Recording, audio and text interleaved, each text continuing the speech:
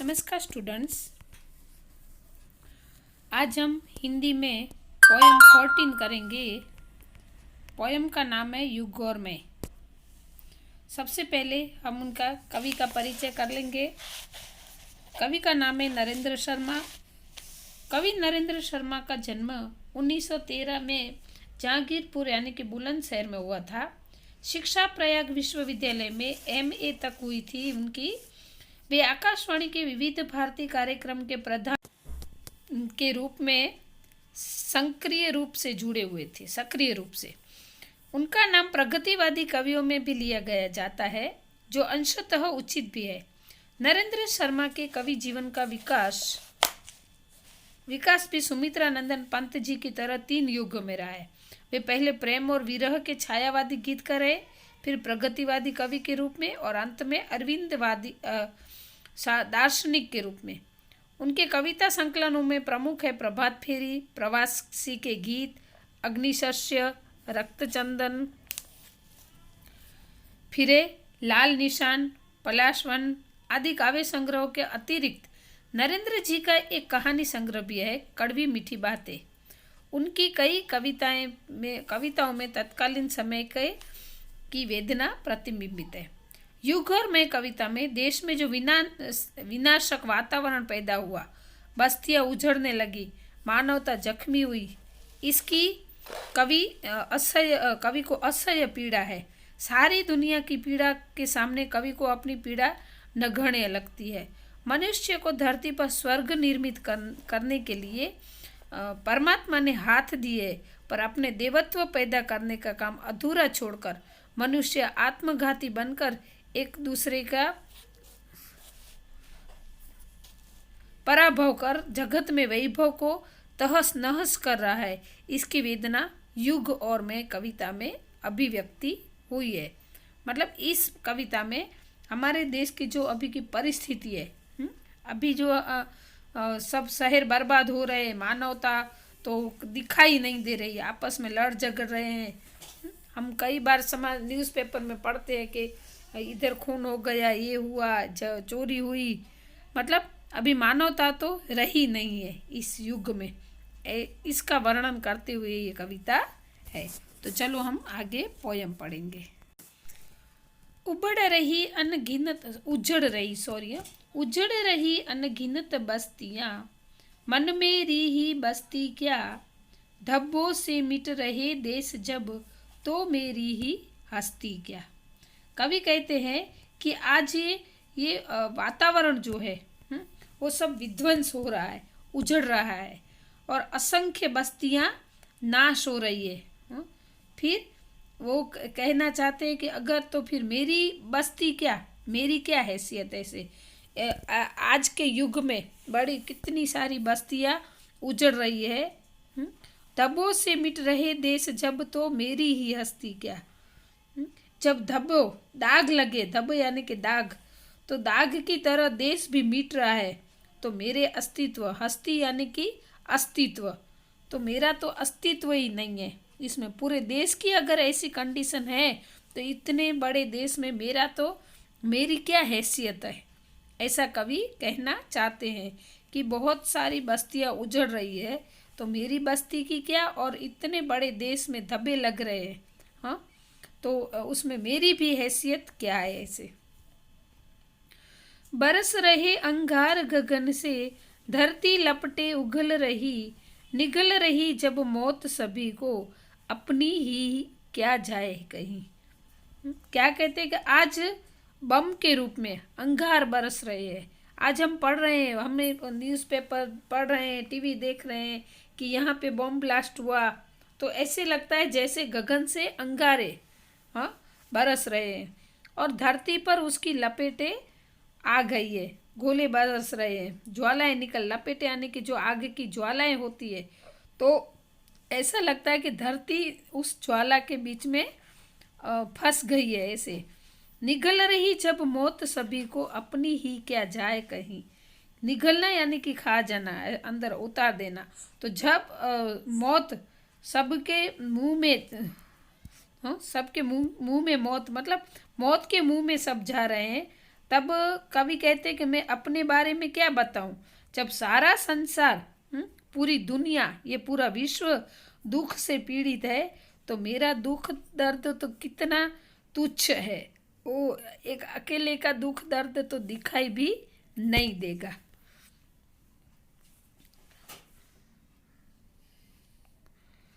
दुनिया भर की दुख कथा है, मेरी ही क्या करुण कथा। हाँ, मतलब सॉरी, लास्ट लाइन है।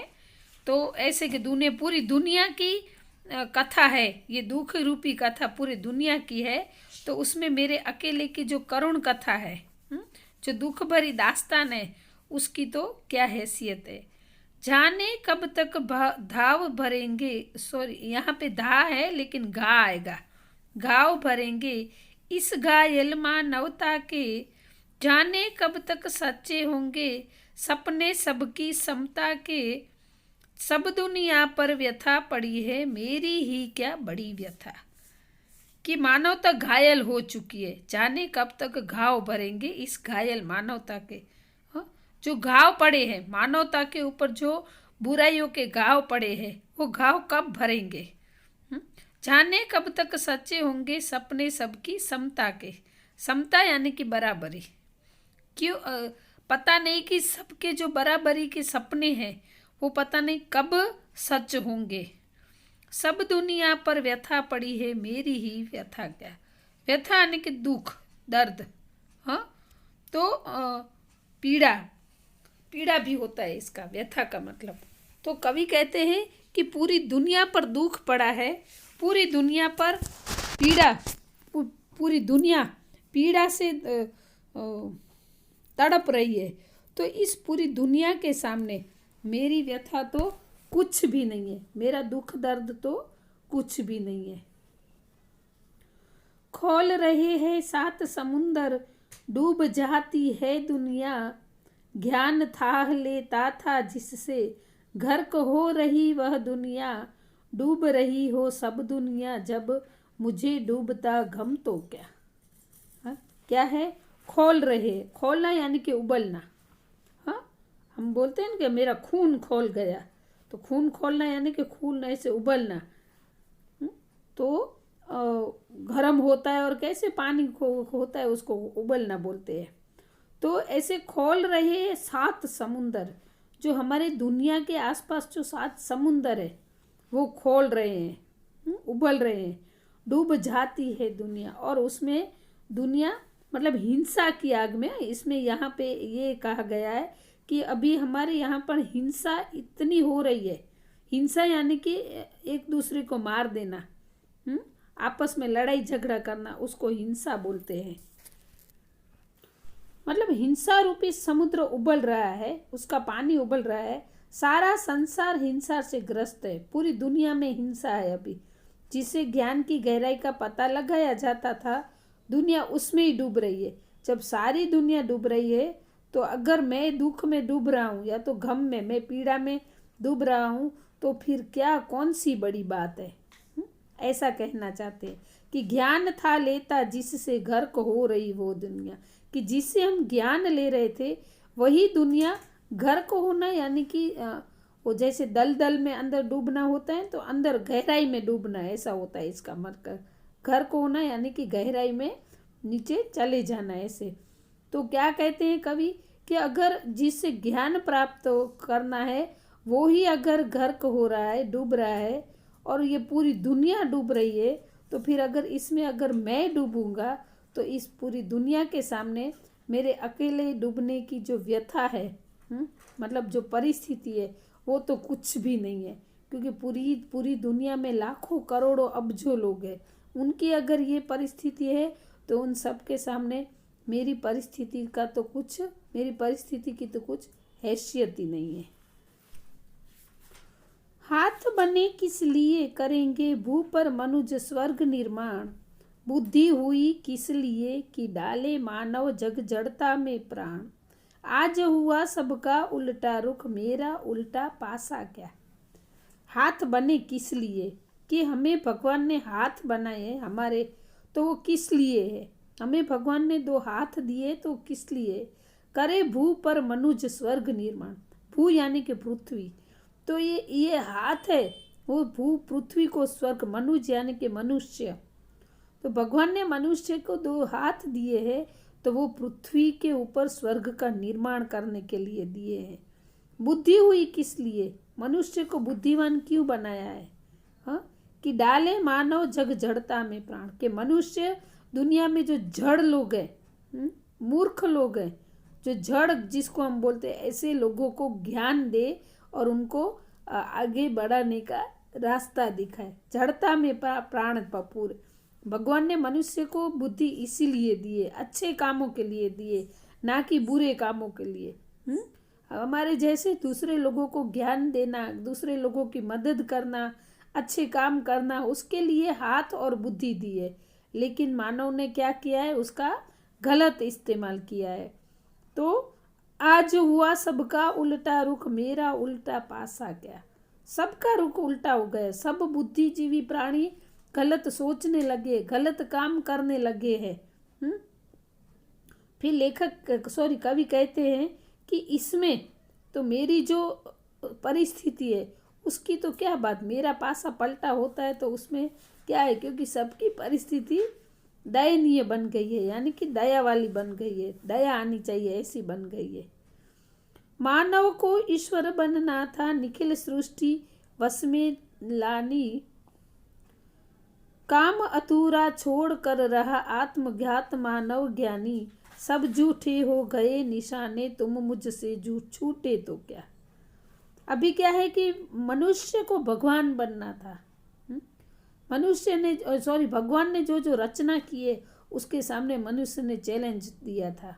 स्टूडेंट, आज की जो परिस्थिति है कोरोना महामारी, उसमें हमने देख लिया है कि भगवान जो चाहता है वो कर सकता है। आज हम इस बीमारी के लिए कुछ भी नहीं कर सकते हैं। हाँ, बहुत सारी साइंस आगे बढ़ गई है, लेकिन आज तक कोरोना की कोई दवा नहीं निकली। हाँ, तो मनुष्य ने क्या किया? खुद को ईश्वर बनाने को चाहा। आज वेंटिलेटर रख के लोगों को जिंदा रखा जाता है कुछ समय के लिए। तो ये भगवान के सामने एक चैलेंज की थी मनुष्य ने। लेकिन पूरी सृष्टि को वश में करने के लिए मनुष्य ने सोचा कि मुझे भगवान ने हाथ और बुद्धि दी है तो मैं इस तरह से कहूँ, यानी कि भगवान को चैलेंज दिया था। फिर काम अधूरा छोड़ कर रहा आत्मज्ञात मानव ज्ञानी, कि जो सच्चे और अच्छे काम करने हैं उसको अधूरा छोड़ दिया, और आत्मघाती यानी कि आत्महत्या करना, खुद को हम बहुत ऐसे देख रहे हैं। और निखिल मतलब संपूर्ण, पूरी सृष्टि को, फिर ऐसे आत्महत्या कर रहे हैं। सच सब झूठे हो गए निशाने, तुम मुझसे छूटे तो क्या। ये सारे जो निशाने थे वो भी चुक गए, और इसमें फिर क्या हो सकता है। हाँ, ऐसे ज्ञान के निशाने सही न लगे। भगवान ने ये सब हमें अच्छाई के लिए दिया था, लेकिन हम लोग बुराई के मार्ग पर चल पड़े हैं। भगवान के सामने हम खड़े हो गए हैं कि आज जो भगवान नहीं कर सकता वो भगवान कर सकता है, वो मनुष्य भी कर सकता है। लेकिन कुदरत के सामने कभी कोई भी साइंस टिक नहीं सकता है। हाँ, बहुत ही आगे बढ़ गया है, हम भी जानते हैं, हम भी वो सब कुछ करते हैं, उसका यूज़ करते हैं। आज हमारी लाइफस्टाइल पूरी अलग हो गई है, हम पूरा इस पे डिपेंडेड हो गए हैं। जो अभी नई नई खोजें होते जैसे मोबाइल, कंप्यूटर, हाँ, तो ये सब मनुष्य ने ये अच्छा किया है, लेकिन इसका जो मिसयूज होता है तो ये गलत बात है। अगर अच्छाई के लिए हम यूज़ करते तो वो सही है, लेकिन मिसयूज होता है तो ये गलत बात है। हमारी पूरी लाइफस्टाइल अब टेक्नोलॉजी पे डिपेंडेड हो गई है ना। एक दूसरे का अभिभव कर रचने एक नए भव को, है संघर्ष निरत मानव अब फूंक जगत गत वैभव को, तहस नहस हो रहा विश्व तो मेरा अपना आपा क्या। आपा यानी कि अहंकार, अभिभव मतलब रिस्पेक्ट। ऐसे एक दूसरे का अभिभव यानी कि रिस्पेक्ट करना, रचने एक नए भव को, भव यानी कि संसार, दुनिया। हमें नई दुनिया बनाने के लिए एक दूसरों की रिस्पेक्ट करनी चाहिए, मान देना चाहिए। है संघर्ष निरत मानव अब फूंक जगत गत वैभव को, है जगत नीरत, नीरत मन पर लगातार। नीरत का मतलब होता कंटिन्यू, लगातार यानी कि कंटिन्यू। अभी जो कंटिन्यू मानव अब फूंक जगत गत वैभव को, फूंक मतलब हमें उसको लेट गो करना है, उसे हमें बाहर फेंक देना है। फिर नए भव यानी कि नए संसार, गत यानी कि बीता हुआ, जो बीता हुआ है उसको हमें फूंक से उड़ा देना है। तहस नहस हो रहा विश्व तो मेरा अपना आपा, अभी पूरा विश्व तहस नहस हो रहा है, बर्बाद हो रहा है। हाँ, पूरा नष्ट होने को जा रहा है पूरा विश्व। हम देखते हैं, हम सुनते हैं, समझते भी हैं कि आज की परिस्थिति बहुत ही खराब है। तो इसमें पूरा विश्व तहस नहस हो रहा है, तो मेरा अपना आपा, आपा यानी कि अहंकार, तो इस पूरे विश्व के सामने मेरा अहंकार तो क्या है। तो स्टूडेंट्स, ये बहुत ही अच्छी पोयम है, इसमें से हमें बहुत कुछ सीखने को मिला है। आशा रखती हूँ आपको अच्छी लगी होगी। ठीक है, तो ये पोयम यहाँ पे पूर्ण होती है। अभी हम इसके एक्सरसाइज के साथ मिलेंगे। अस्तु।